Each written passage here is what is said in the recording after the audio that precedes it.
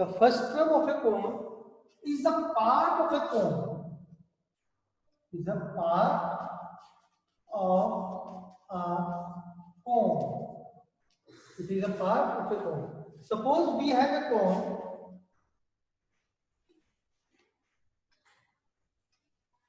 This one. And we have a plane. If we cut this cone by a plane, अगर हम इस कोन को इस प्लेन से कट कर दें तो we get a figure of the type like this. तो this is called the frustum of a cone. और ये जो पोर्शन हमने बनाया, this is called the frustum of a cone. ये कोन का फ्रस्ट्रम हो गया. अब हमको इसका surface area, curve surface area and volume find out करना है. ठीक. तो now we have first the volume of a frustum of a cone. Suppose we have a frustum of cone of this one.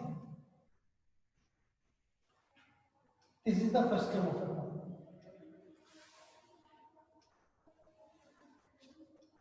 Let O and O dash be the center of its surfaces. O and O dash be the center of its surfaces. And let R1 be the upper radius and R2 be the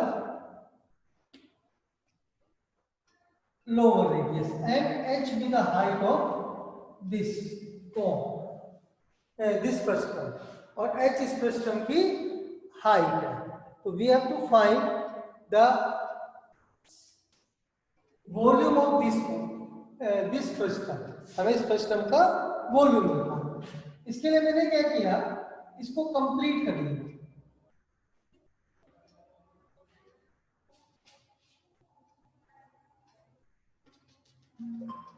इसको complete करेंगे और ये हमने join कर. Let this is ए और इसको complete करते हैं. दैट इज बी और दिस इज सी और दिस इज डी और this is E.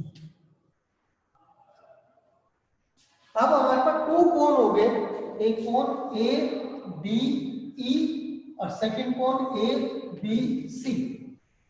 Late the height of other portion be h1.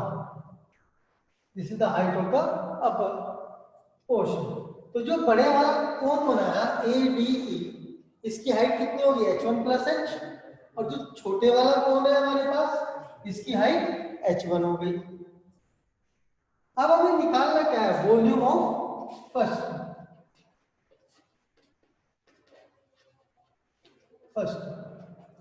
That is equal to volume of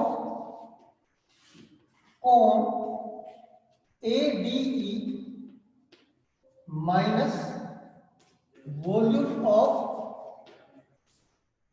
cone ABC. ये हमने इनके वॉल्यूम को माइनस किया. The volume of a cone is 1/3 pi radius square. Radius is R2 and height is h1 plus h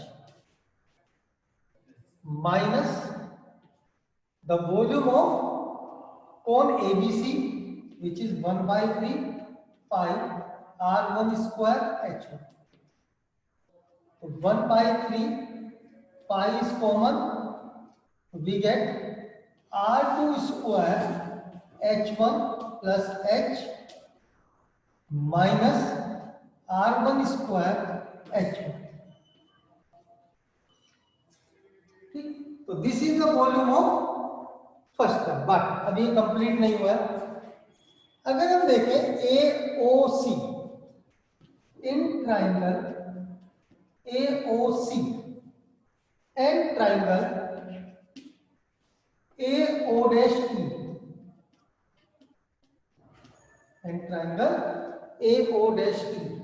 एक तो ये वाला triangle एक AOC और एक हमने ट्राइंगल लिया AO'E. In these two triangle, now in triangle AOC and AO'C, यानी कौन कौन सा ट्राइंगल लिया हमने? एक तो ये वाला AOC और एक ये बड़े वाला triangle. In these two triangle this angle equal to this angle and this angle is common. So by AA, the triangle AOC is similar to triangle AO'E by AA. इन दोनों by angle property से, because this angle 90 degree का है is equal to this angle और this angle is common to both the triangle. अब जब ये दोनों triangle हमारे सिमिलर हो गए तो उसका मतलब ये हो गया द साइड्स का रेशियो जो है वो सेम होगा. दैट मींस कि R1 अपॉन R2 इक्वल होगा H1 upon H1 plus H. R1 upon R2 equal होगा H1 upon H1 plus H. अब इस यहां से अगर हम क्रॉस मल्टीप्लाई करते हैं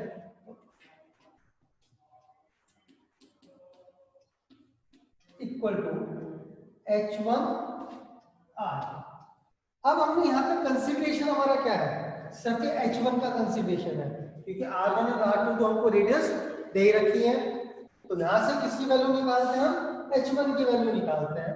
वो क्या बनेगी?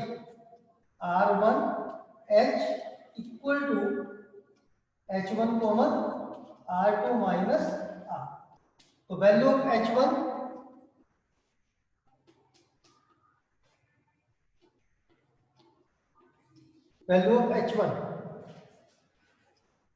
that is R1H upon R2 minus R1 plus H ये वाला है माइनस R1 का square into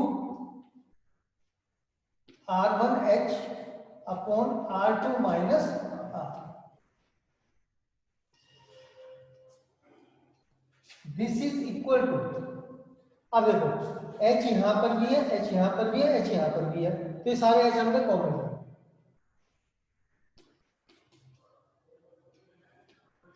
now we have R2 square upon R2 minus R1 plus R2 square minus R1 cube upon R2 minus R. ये part. अब इसको हम इस side, this is equal to 1/3 pi H is common. तो what is the LCM? R2 minus R. This is the LCM. तो R2 square plus R2 cube minus R2 square R1 minus R1 cube.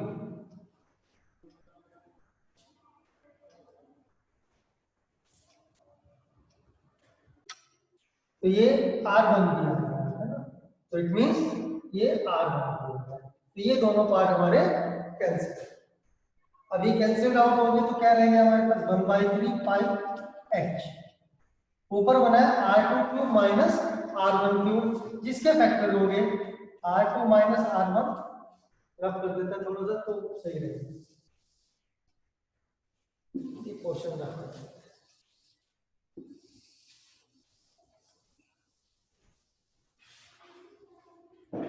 So this is equal to 1/3 pi H R2 cube minus R1 cube upon R2 minus R. So this is equal to 1/3 pi H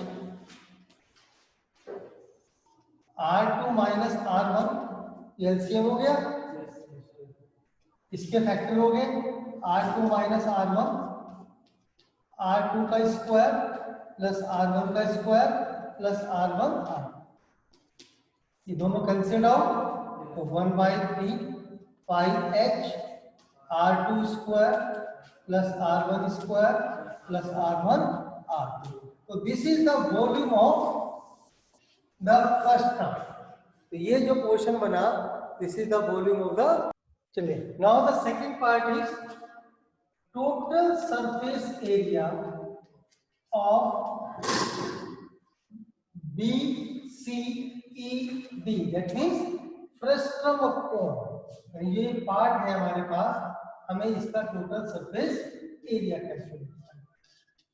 तो for finding the total surface area, अगर हम इसका curve surface area निकाल लें, ठीक है ना, जैसे हम कर्व सरफेस एरिया निकालेंगे प्लस कर दें उसके अंदर area of the base plus area of the top, इन दोनों के एरिया को इसके अंदर ऐड कर दें, और दोनों एक कैसे पोर्शन है हमारे पास, सर्कुलर पोर्शन है, तो it means area of the base